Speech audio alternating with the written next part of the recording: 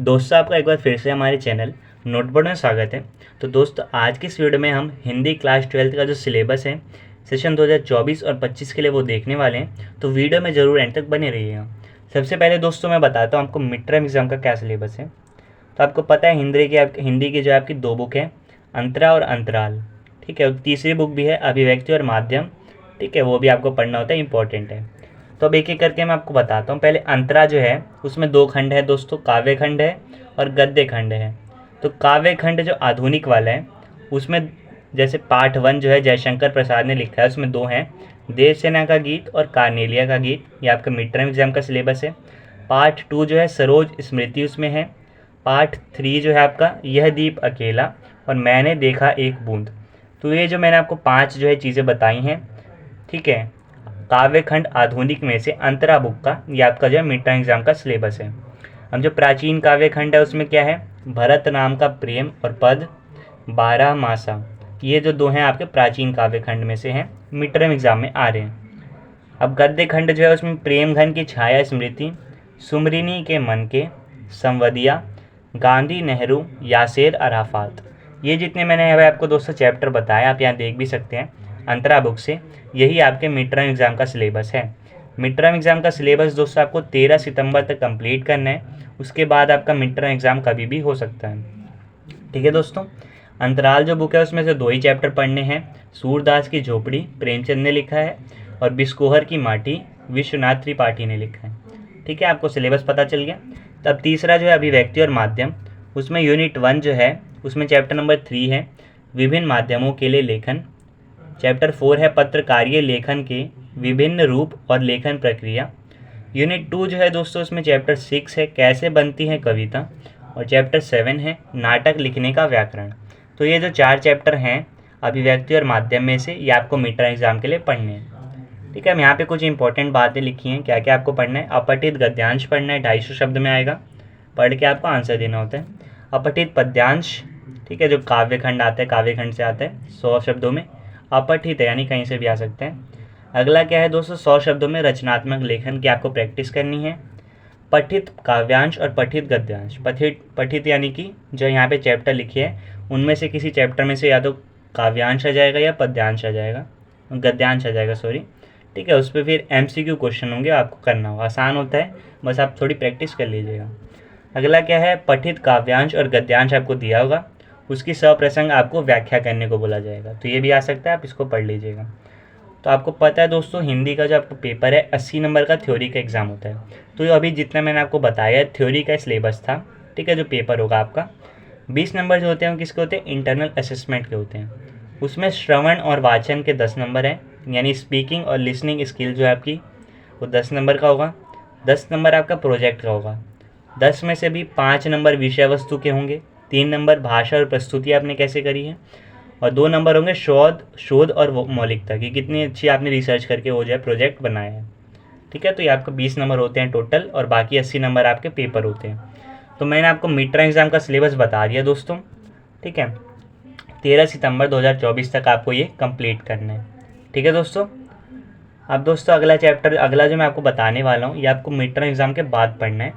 अंतरा book में से क्या क्या पढ़ना है, पार्ट 4 जो है बनारस और दिशा, पार्ट 6 है वसंत आया तोड़ो, पार्ट 9 है पद, पार्ट 11 है कवित। तो ये काव्य खंड आधुनिक में से आपको मिड टर्म के बाद पढ़ना है। गद्य खंड में दोस्तों शेर, पहचान, चार हाथ और साझा, 7वां जो है जहाँ कोई वापसी नहीं, 8वां क्या है दूसरा देवदास और 10वां है कुटज। तो ये जो आपको मैंने चैप्टर्स बताएं ये आपको अंतरा में से करना है, मिड टर्म के बाद पढ़ना है। अंतराल में से आपको एक ही चैप्टर पढ़ना है मिड टर्म के बाद, अपना मालबा खाऊं उजाड़ू सभ्यता में, ठीक है, प्रभाष जोशी का लिखा हुआ है। तो ये आपको मिड टर्म के बाद पढ़ना है। अभिव्यक्ति और माध्यम में दोस्तों यूनिट 1 में चैप्टर नंबर 5 है विशेष लेखन स्वरूप और प्रकार, मिड टर्म के बाद आपको पढ़ना है। यूनिट 2 में दोस्तों चैप्टर 8 है कैसे लिखे कहानी और चैप्टर 13 है नए और अप्रत्याशित विषयों पर लेखन। तो ये जो 3 चैप्टर हैं आपको मिड टर्म के बाद पढ़ना है अभिव्यक्ति और माध्यम बुक में से। बाकी ये जो यहाँ पे पॉइंटर्स में लिखा गया है मैंने आपको बता दिया, गद्यांश, पद्यांश, रचनात्मक लेखन 100 शब्दों में, और पठित काव्यांश और पठित गद्यांश, उसकी आपको MCQ आ सकते हैं उस पर बेस्ड, या फिर आपको सप्रसंग व्याख्या करना आ सकता है। इंटरनल असेसमेंट का भी दोस्तों मैं आपको बता चुका हूँ। 10 नंबर श्रवण और वाचन के हैं, दोनों 5-5 नंबर के हैं। प्रोजेक्ट 10 नंबर का है। तो ये जो पूरा सिलेबस है मिड टर्म से पहले का और बाद का कंप्लीट जो सिलेबस है, जो आपके प्री बोर्ड एग्ज़ाम में और आपके बोर्ड एग्ज़ाम में आने वाला है, ये 13 दिसंबर 2024 तक आपको कंप्लीट करना है। ठीक है दोस्तों।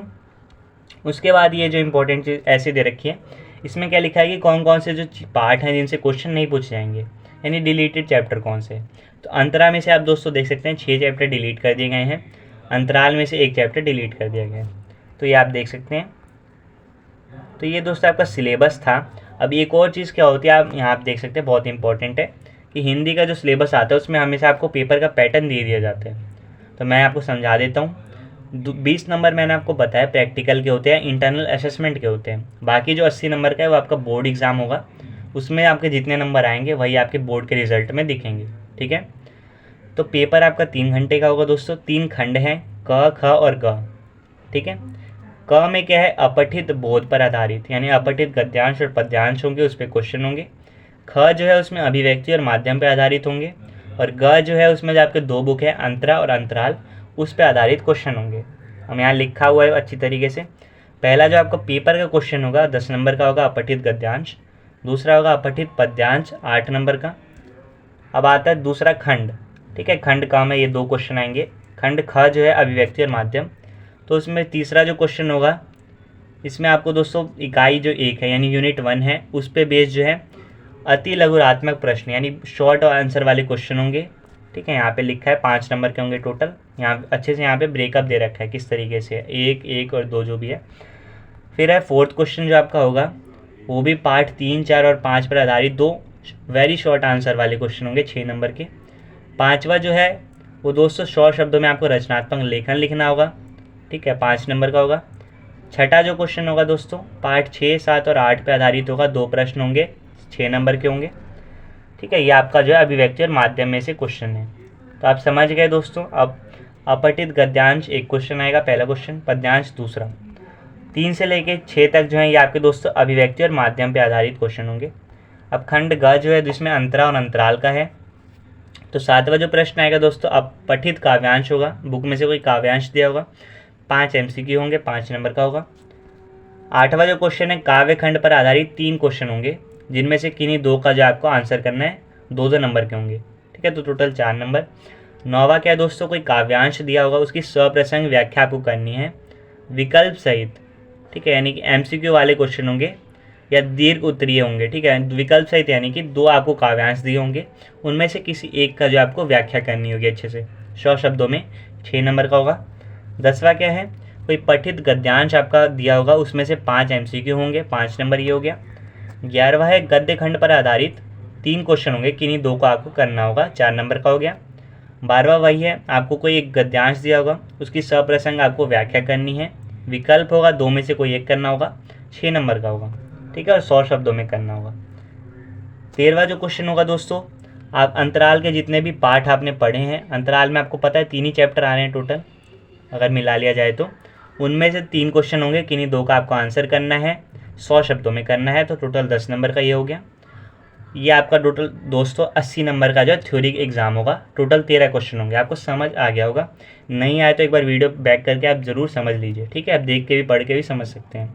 14th चीज़ जो है यहाँ पे, ये आपका थ्योरी एग्जाम में नहीं होगी, एक्स्ट्रा है। इसमें श्रवण और वाचन 10 नंबर का हो गया, परियोजना कार्य यानी प्रोजेक्ट 10 नंबर का हो गया, तो ये हो गया 20 नंबर। तो 80 थ्योरी के और 20 हो गया इंटरनल असेसमेंट, तो टोटल आपके 100 नंबर होंगे हिंदी का। ठीक है, तो आप दोस्तों समझ गए होंगे आपका सिलेबस। यहाँ पे फिर वही चीज़ लिखिए, कौन कौन से चैप्टर डिलीटेड है, आप यहाँ देख सकते हैं। इन चैप्टर को मत पढ़िएगा, ठीक है, इंटरेस्ट के लिए पढ़ सकते हैं, लेकिन आपके जो एग्ज़ाम है उसमें नहीं आएगा। ठीक है दोस्तों।